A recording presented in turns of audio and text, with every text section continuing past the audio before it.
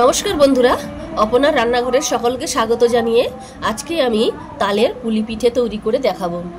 সকলের বাড়িতে কম বেশি এই তালের পুলি পিঠা তৈরি হয়ে থাকে।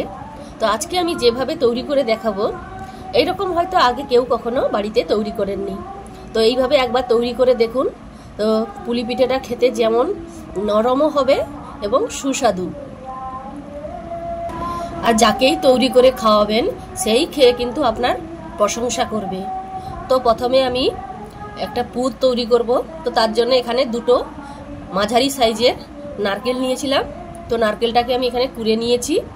এবার আমি এর মধ্যে দিয়ে দেব থেতো করে রাখা আদা, আর দেব 4টে থেতো করে রাখা এলাচ। এবার এর মধ্যে দেব 300 গ্রাম চিনি। এবার সবকিছু হাত দিয়ে মাখিয়ে আধ ঘন্টার জন্য রেস্টে রেখে দেব। বন্ধুরা, এখানে আমি 500 গ্রাম চালের গুঁড়ো নিয়েছি। তার মধ্যে স্বাদ মতো নুন দিয়ে চাল গুঁড়োটাকে ওভেনে কড়া বসিয়ে কিছুক্ষণ এটাকে নাড়াচাড়া করে নেব। তো চালটা আমি প্রায় 2 থেকে 3 মিনিটের মতো এটা নাড়াচাড়া করে নিয়েছি। এদিকে আমি নিয়েছি খইয়ের গুঁড়ো। এই খইয়ের গুঁড়ো চালের গুঁড়ির মধ্যে মিশিয়ে পিঠে তৈরি করলে পিঠের একটা আলাদা রকম স্বাদ আনে। তো এটা আমি এবার এই চালের মধ্যে গুঁড়ির মধ্যে দিয়ে দেব, দিয়ে এবার ভালো করে মাখিয়ে নেব। তো এখানে আমি খই গুঁড়োটা চালের গুঁড়োর সঙ্গে ভালোভাবে মিশিয়ে নিয়েছি।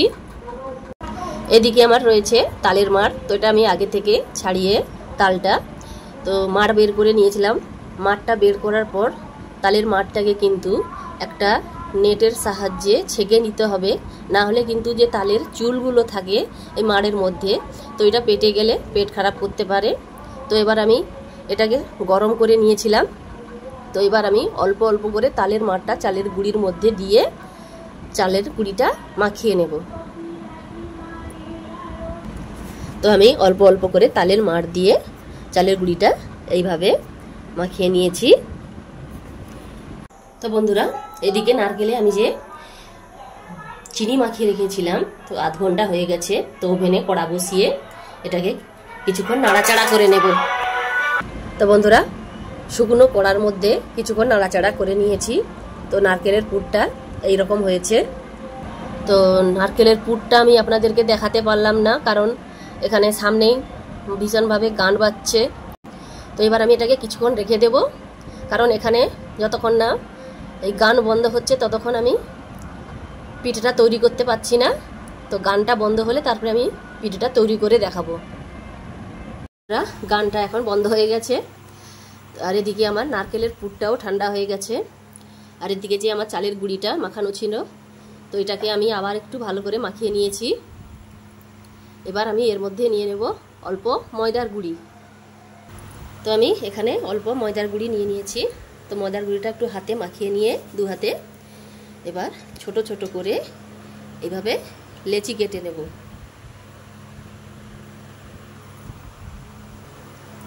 দিয়ে এইভাবে খোল তৈরি করে নেব।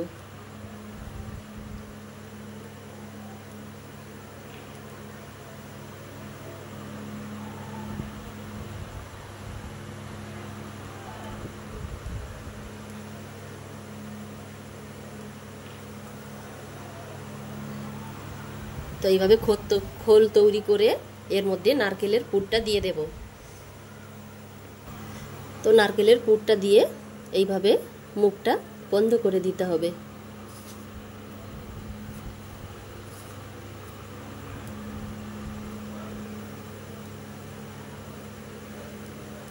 দিয়ে এইভাবে আমি একটা ডিজাইন করে দিচ্ছি।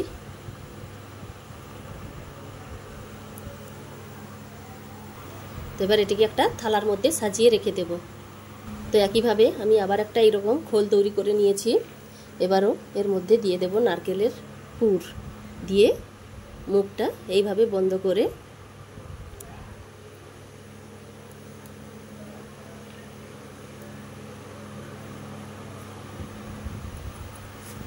এইভাবে আর একটা ডিজাইনের তৈরি করে নিলাম।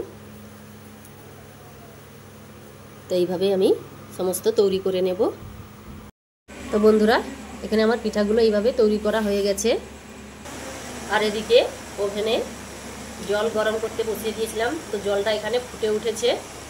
আমি এইরকম একটা থালা নিয়েছি, তো থালাটার ভিতরে সাদা তেল মাখিয়ে নিয়েছি। এবার পিঠেগুলো এই থালার মধ্যে সাজিয়ে নেব। তো এইভাবে আমি থালার মধ্যে সাজিয়ে নিয়েছি। এবার এটিকে জলের ভাপের মধ্যে বসিয়ে দেব। তো ভাপে বসিয়ে দিয়েছি। এবার উপর থেকে একটা ঢাকনা দিয়ে ঢাকিয়ে দিতে হবে, যাতে ভাপটা বেরিয়ে না যায়। তো আমি একটা থালা দিয়ে এইভাবে ঢাকিয়ে দিয়েছি। এবার এটিকে 20 মিনিট ভাপিয়ে নেব। তো বন্ধুরা 20 মিনিট হয়ে গেছে, আমি নামিয়ে নিয়েছি। দেখুন কত সুন্দর হয়েছে। এটা এখন গরম আছে, তো যত পরপর ঠান্ডা হবে তো সুন্দর শক্ত হয়ে যাবে। তো এইভাবে আমি বাকিগুলোও তৈরি করে নেব। তো একইভাবে আমি বাকি পিঠেগুলো ভাপাতে দিয়ে দিয়েছি। তো এইভাবে একইভাবে আগের মতো ভাপিয়ে নেব। তো আপনারাও এইভাবে বাড়িতে বানিয়ে ফেলুন। আর কেমন হলো তা অবশ্যই কমেন্ট করে জানাবেন। আশা করি সকলের খুব ভালোই লাগবে। তো আজকে এই পর্যন্ত, পরের দিন আবার নতুন কোনো রেসিপি নিয়ে চলে আসবো। আমার এই রেসিপি যদি আপনাদের ভালো লাগে তো লাইক শেয়ার দিয়ে পাশে থাকবেন। তো সকলে ভালো থাকবেন, ধন্যবাদ।